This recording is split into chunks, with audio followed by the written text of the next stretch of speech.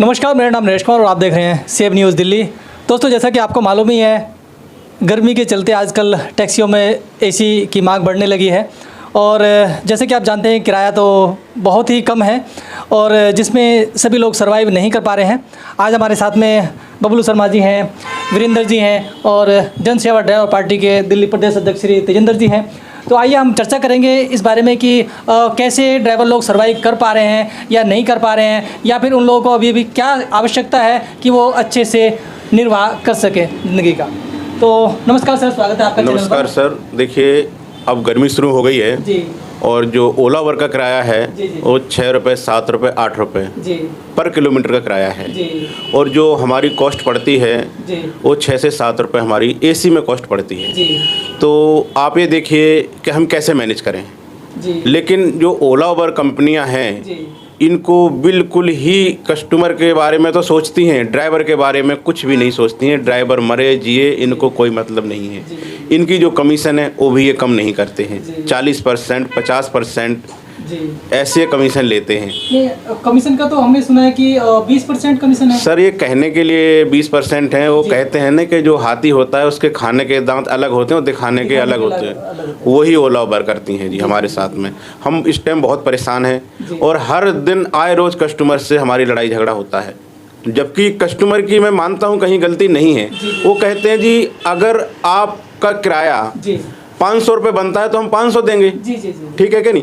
अगर आपका किराया 300 बनेगा तो मैं 300 दूंगा।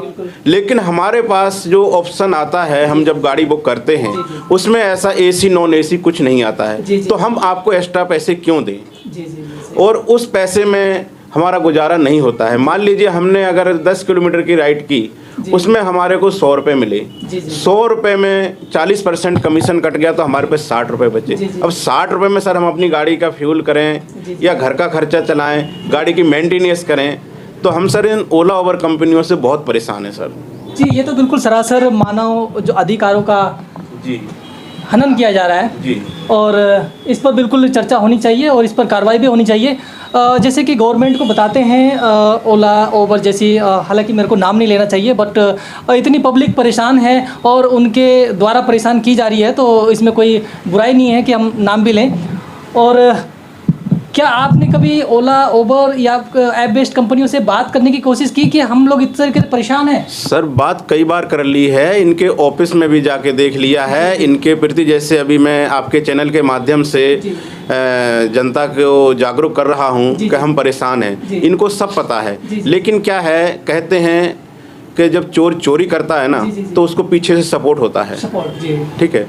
अब इनको सपोर्ट पूरा मिल रहा है सरकार के द्वारा। अगर सरकार के द्वारा इनको सपोर्ट नहीं मिल रहा है तो ये 6-7 रुपये किलोमीटर में हमसे गाड़ियां क्यों चलवा रहे हैं?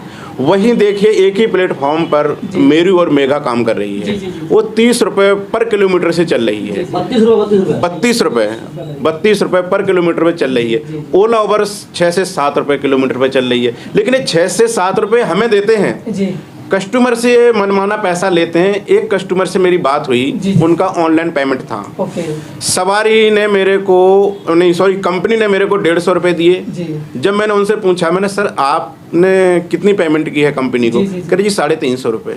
मैंने सर मेरे को तो 150 रुपये मिले हुए हैं। तो ये कस्टमर से ऑनलाइन जिसकी पेमेंट होती है उसमें कस्टमर को कोई भी पैसा काट लेते हैं, लेकिन वो पैसा हमें नहीं मिलता है। तो मैं कस्टमर से भी यही आग्रह करूंगा कि कभी भी ऑनलाइन बुकिंग ना करें, कैश की बुकिंग करें। और हर ड्राइवर पूछ के जाता है। वो क्यों जाता है कि ओला उबर का कोई भरोसा नहीं है कि वहाँ जाके कितने पैसे दिखा दे।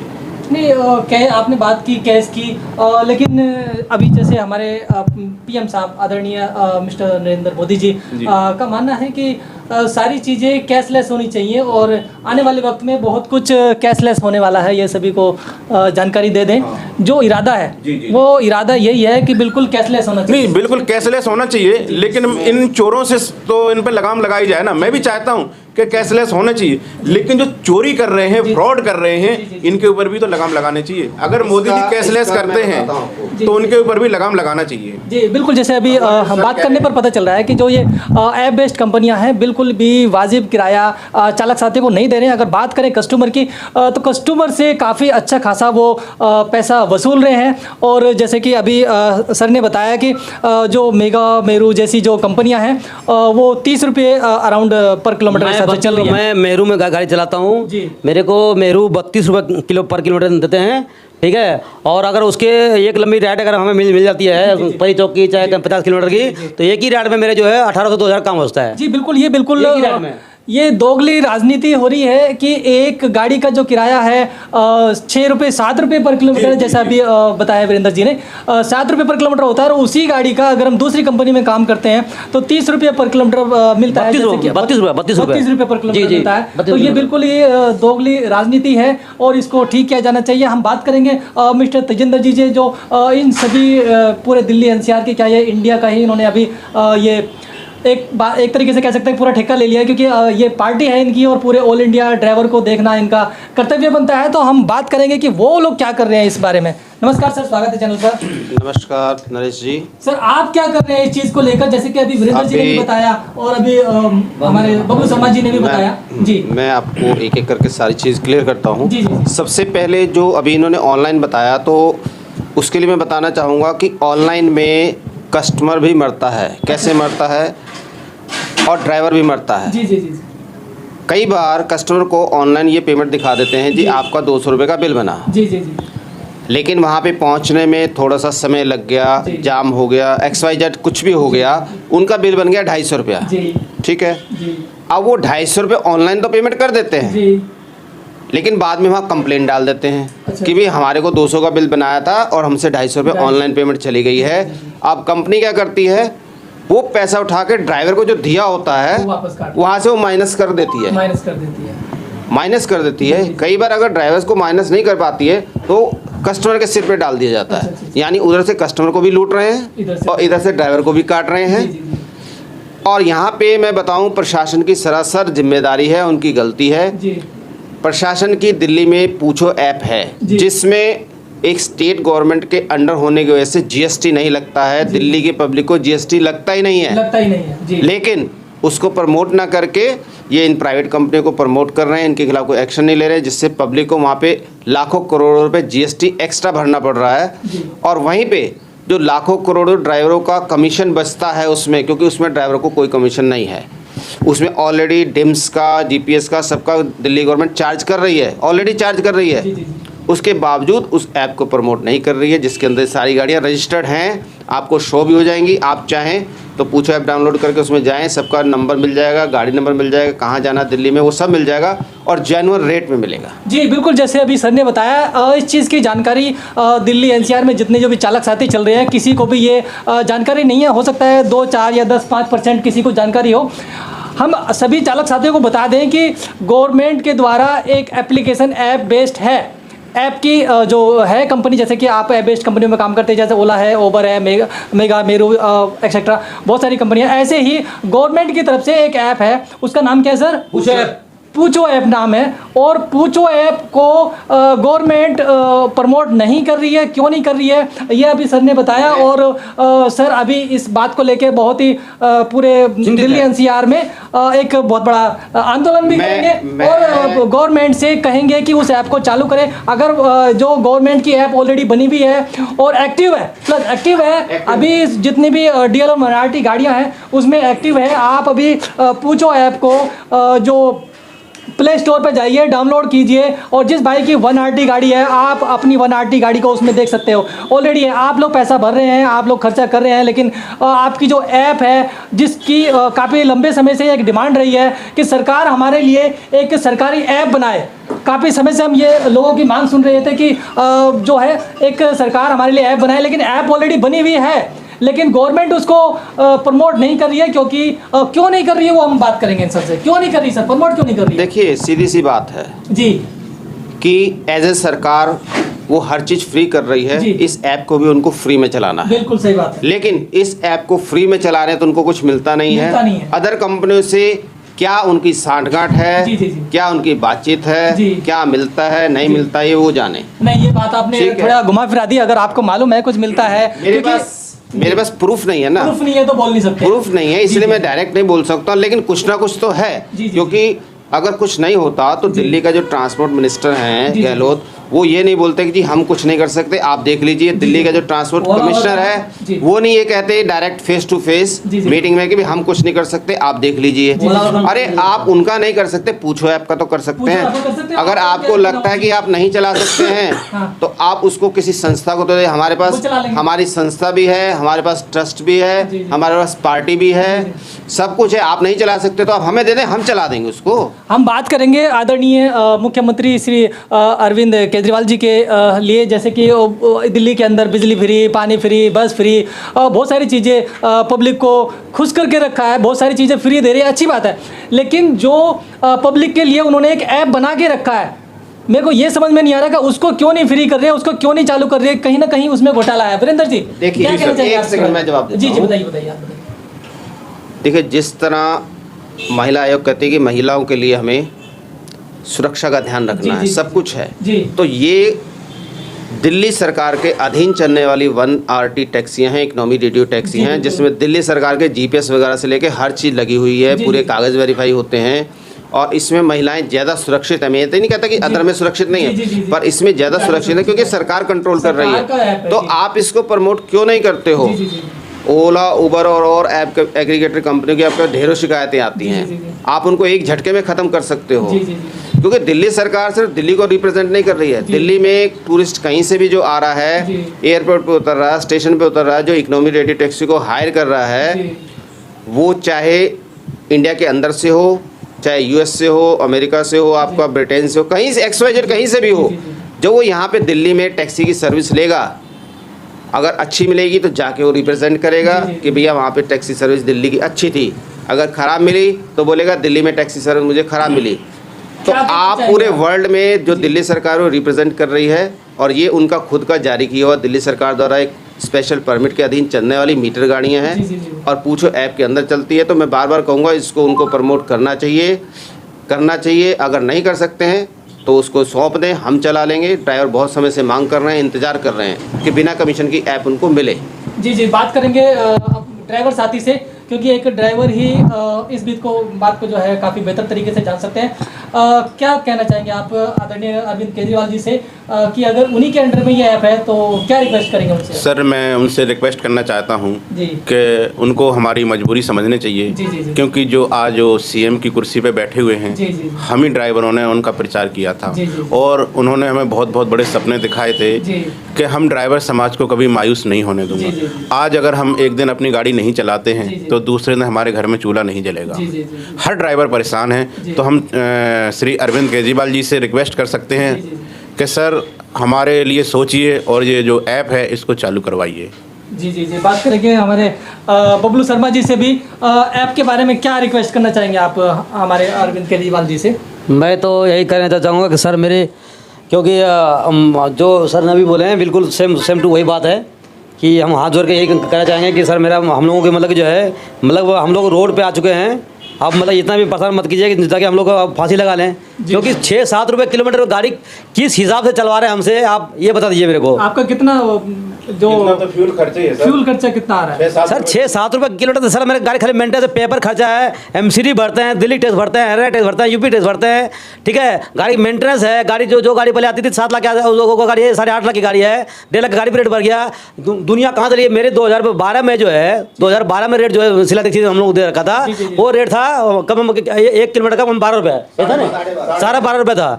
और आज भी 12.5 रुपये है। यानी कि 10 साल में इतनी महंगाई बढ़ी है, आपका रेट नहीं और बढ़ा? सर 12.5 भी कहाँ मिल रहा है जी। यहाँ तो 7 रुपये मिल रहा है जितना मेरी गाड़ी मेंटेनेंस है। ये हाथी घोड़ा जो सब में, हाथी घोड़ा पाल की जय कन्या लाल की, वो हिसाब है। नहीं तो- हाथी को वही किराया जी। है और घोड़ा भी वही किराया है। जी, जी। AC चलाओ तो वही किराया जी। है, नॉन AC में जाओ वही किराया है। जी जी जी। मतलब ये कतर वो मतलब कौन सा मजदूर बोलते हैं, तो आपका कैलकुलेशन और मतलब ये अंग्रेज चला गया हमारे इंडिया से, जी, जी, जी। ये दूसरा अंग्रेज आके हम लोगों पर, हमारे ड्राइवर पर आगे शासन कर रहा है। यानी कि जो एक मतलब भरवा गुलाम बना रखा है। जी, जी, जी। नहीं सरकार हमारी सुनती है, नहीं ओलावर हमारी सुनती है, कोई नहीं सुनती है। हम मजबूरी में जाके जो है मेहरू में चलाते हैं गाड़ी, क्यों इसमें पड़ता नहीं खाता हमको, ओला पर हमको पड़ता नहीं खाता है। नहीं तो या तो मेरा तो चलो ओनाटी है, चलो हम चलते हैं मेरू महकमा में, लेकिन जिस भाई के पास 1 गाड़ी है वो कहाँ जाए भाई। कंपनी का मानना है कि आपको जो है अभी रेट पड़ रहा है 3 से 4 रुपए पर किलोमीटर जी। और 3 से 4 रुपए पर किलोमीटर वो 3 रुपए बेनिफिट देके आपको 7 रुपए दे रही है। तो क्या उसकी कैलकुलेशन गलत है या आपकी कैलकुलेशन गलत है? समझा नहीं, दोबारा क्वेश्चन करिए सर। जो कंपनी का कैलकुलेशन है वो कैलकुलेट करती है कि इतना बिल लगा, इतना मेंटेनेंस लगा, तो उसके अकॉर्डिंग आता है 4 रुपए पर किलोमीटर आपका एक्सपेंसिस खर्चे जी। उसमें वो 3 रुपए और जोड़ के आपको इसीलिए 7 रुपए देगा। नहीं देखिए सर, ऐसा है, ये कैलकुलेशन वो किस तरह से करते हैं वो हमारी समझ में नहीं आता है। हम ये जानते हैं कि सीएनजी का रेट 80 रुपये है, ठीक है। जब 42 रुपये सीएनजी थी तब हम थोड़े बहुत बचा लेते थे। आज की डेट में 750 रुपये में सिलेंडर भरता है। अगर हम एसी चलाएंगे तो 120 किलोमीटर हमारी गाड़ी चलती है। अब आप उससे मल्टीप्लाई कर लीजिए 7 रुपये पर किलोमीटर से क्या बच रहा है सर? कुछ नहीं बच रहा है सर। तो फिर आगे आप लोगों ने क्या सोचा, क्या करेंगे या फिर ऐसे चलाते रहेंगे? सर देखिए, कुछ ना कुछ तो करना पड़ेगा। सरकारों से गुहार लगा ली, कंपनियों से गुहार लगा ली। अब हमने एक ही सोचा है कि जैसे हमारे दिल्ली प्रदेश अध्यक्ष तजेंद्र जी हैं, तो हमने एक पार्टी बनाई है जिसका नाम है जन सेवा ड्राइवर पार्टी। आज नहीं तो कल हम जरूर फील्ड में आएंगे और इन सरकारों से मुकाबला करेंगे। जी सर। यानी कि अभी जैसे आपने सुना, अगर सरकारें भी नहीं सुन रही है, कंपनी भी नहीं सुन रही है और इनको तो सर्वाइव नहीं कर पा रहे, इसलिए इन्होंने अभी एक जन सेवा ड्राइवर पार्टी ज्वाइन की है। और हमारे साथ जन सेवा पार्टी के दिल्ली प्रदेश अध्यक्ष श्री तजेंद्र जी भी सामने बैठे हैं। उनसे भी बात कर लें कि क्या वो एक्शन ले रहे हैं सर इस बारे में फिर आप, क्योंकि आपके ये सभी जो साथी हैं परेशान हैं और इन्हीं की परेशानियों को दूर करने के लिए आप लोगों ने ये बनाई है। तो क्या आप करेंगे, क्या चीज़ें आप कर रहे हैं अभी? देखिए, जैसे अभी वीरेंद्र जी ने बोला ना जी जी जी कि जो आम आदमी की सरकार दिल्ली में आई थी जी जी और दिल्ली जीतने के बाद फिर उन्होंने अन्य राज्यों में पैर पसारे जी और वो खुद कई स्पीच में इस चीज़ को मान चुके हैं कि दिल्ली में जब वो जीते थे तो दिल्ली के ड्राइवर ने उनका साथ दिया था, चाहे वो ऑटो का हो, टैक्सी का हो, कोई भी XYZ हो, ड्राइवर ने साथ दिया जिसकी वजह से जीते। और उन्होंने बोला भी है कि ड्राइवर चाहे तो किसी भी सरकार को बना सकते हैं और गिरा सकते हैं।